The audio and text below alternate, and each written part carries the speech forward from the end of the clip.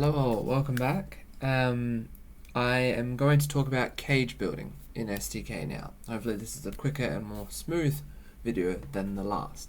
So if we look at the documentation, we have all these basic examples and so forth, but every other class, including the molecule classes, have examples, topology graphs all have examples. There are examples littered throughout the doc strings of functions and so forth in STK. So if we go to organic and metal organic cages, we have a link to all of the topology graphs that are implemented. So we'll click one of those that we're interested in for later. 8 plus 12, picked it arbitrarily. I just want to show you something.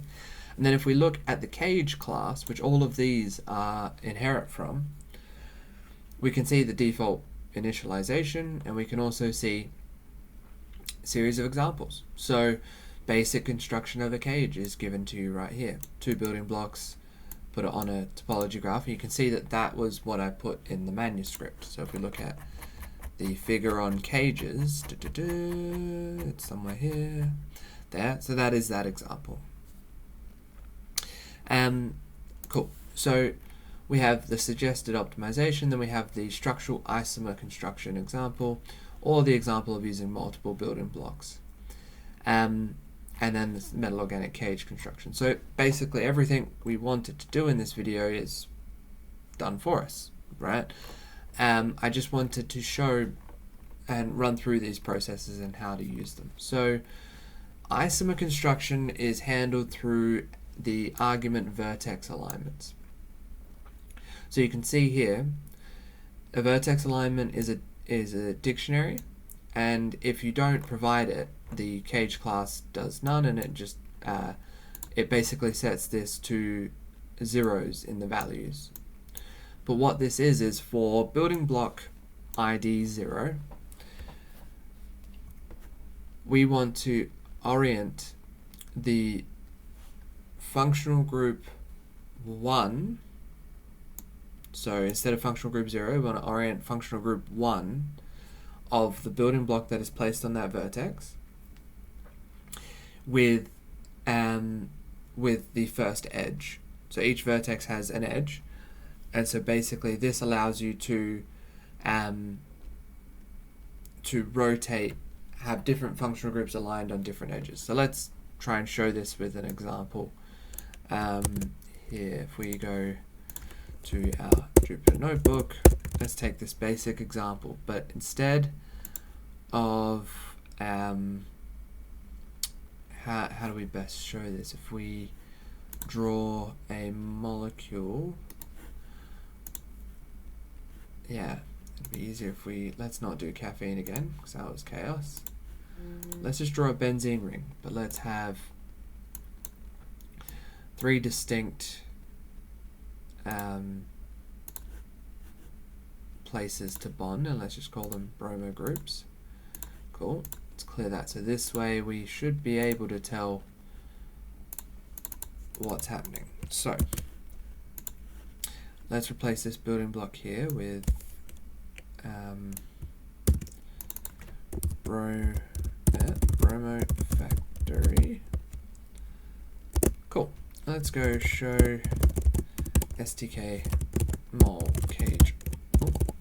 Cage 1. Ooh. So all of them bond, and if in this kind of default orientation, what we want to show is that we can rotate basically all of those vertices. So we can do that quite easily. Let's go cage 1 and let's get the example. So it was, yeah, this vertex alignment argument. So let's go back here. This only really makes sense if the building block is unsymmetrical. So the linear one is not. So let's just rotate one of them. The way to know exactly which one you're rotating, or which vertex is the one you're interested in, is, well, one, you can do it by trial and error, which is what I'm going to do, or you can go to, this is a 4+6 topology. We can open that documentation, and we can go to source, and you can get the list of all the vertices. This is not particularly helpful because you still need to know which place they are, but at least you know that the first 4 vertices are all the non-linear ones. So they are the ones with 3 functional groups. So if we go back to our structures, the first 4 vertices, so 0, 1, 2, 3, are these triply bonded ones. So if we change the one for 0, then that will be one of these triply bonded ones. That's what we want to do. So if we do that, now hopefully we will be able to see this change immediately. Thankfully this has worked.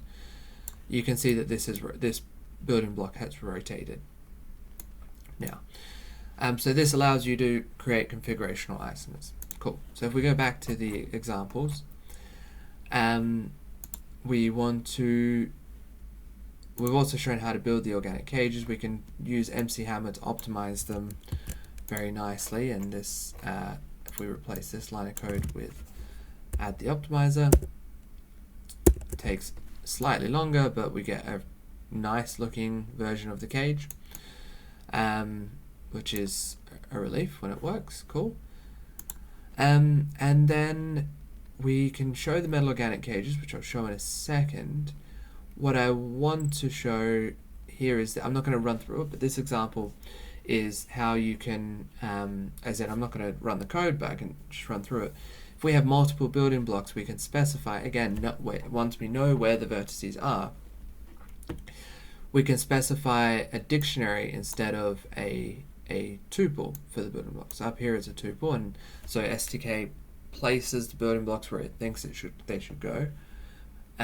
Whereas here we can specify. So the key is the building block, and the value is the vertex you want to place on. So this places it on the vertexes 0 and 1 based on range 2, or this places it on 2 and 3, places building block 3 on 4, and so on and so forth.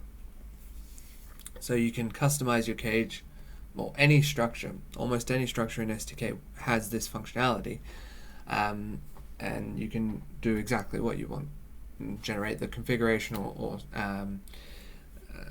structural isomer you're interested in. So the final thing I wanted to show is any of these topologies, as we showed in the paper, they have different connectivities, which means you need different building blocks. So each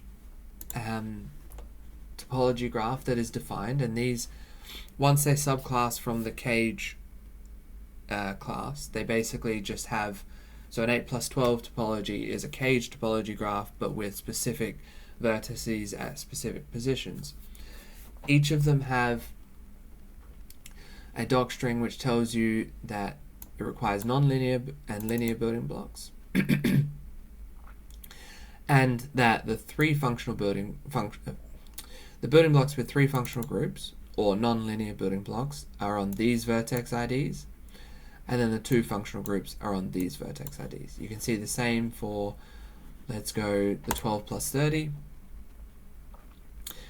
So this is if you wanted to specify the vertices specifically. You know which vertex IDs have either the 5 or 2 functional groups. Cool. And the final thing I wanted to show is I wanted to run through the example of metal organic cage construction, because it necessarily in some cases requires a different approach. So this first approach is a PD2L4 lantern, and if we just chuck it straight in and go show STK mol cage 1, doubling up with names here, what's happening is we're defining a palladium atom. So this is a building block, give it a smile string, it's palladium 2+. Functional groups are 4, you can see the number 4 single atom functional groups, and it has a position of 0, so it's just a single atom. And that I guess approach is already different to how organic cages are built, not often built from single atoms. And then building block 1 is some building block, and we can build the cage. Let's, for the sake of fun, have an optimizer on there as well. Let's get the MC Hammer optimizer, just so we get a prettier cage out. So if we run that, cool, it worked. It's pretty is probably the wrong word, because this ligand is not going to form an M2L4 cage. So experimentally, this is not actually a good example. So maybe let's remove the optimizer so that we're not dismayed by that. Cool, so we've got this cage. Now, again, first difference is a single atom thing. The second difference is the reaction factory. You can see we have an example of this, but when you're forming metal to organic, in quotations, bonds, you need to define a dative bond for RD-Kit to be happy, basically. So basically, if we print cage 1, it is fine. If we want to get a smile string of that, RD-Kit would complain. I'm trying to remember how to do that. stk-smiles. Is it get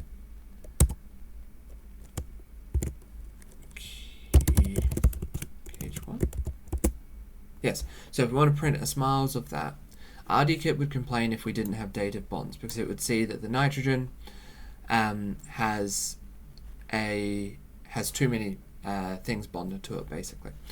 So what we have to do is define this dative bond, and we have a way of doing this, which is to define a dative reaction factory, which basically, when you have a generic functional group created by the Smarts functional group factory and a single atom functional group created up here, we have a bond order of 9. This is basically what's happened here. We're not going to go into reactions too much here, because from what's available in the examples, almost everything you want to do is handled. So I'm not going to touch too much into that. Cool, so we can build the metal organic cage. The other approach with metal organic cages is to instead build the metal complex first and then build the cage. So this is an example of that here. I'm just going to take the code and then explain and run through it. Oh. And then I want the other bit of code.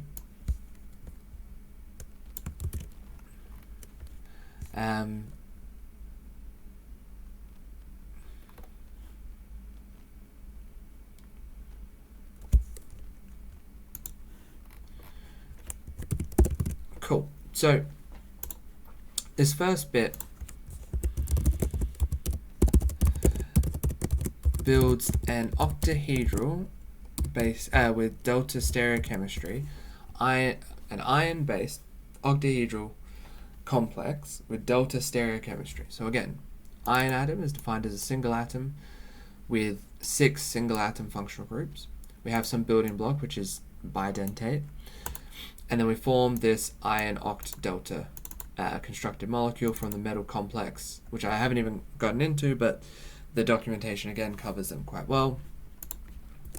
So if we run that, we have this metal complex. And you can see what we've done purposefully. We've designed the system that we can build this complex and then just have bromo groups coming off this initial building block. And so that means we can use these bromo groups to do a further reaction to build a cage. But, and the thing I want to emphasize, and this comes again later in the hierarchical bit, we have not defined the bromo functional groups here, because they're not relevant to this process. So we've defined these 2 Smarts functional groups which bond to the metal. Cool, we've done that. We can now use the init from molecule method of a building block to take this octahedral complex and give it bromo functional groups. And then we can use that along with BB3 on this M4L6 tetrahedron spacer, which I just want to actually have a look at. Cage.m4l6 tetra. tetrahedron spacer. I would like to see its init structure and its docstring. So it represents a cage topology graph. It places a ditopic spacer between the vertices of the tetrahedron.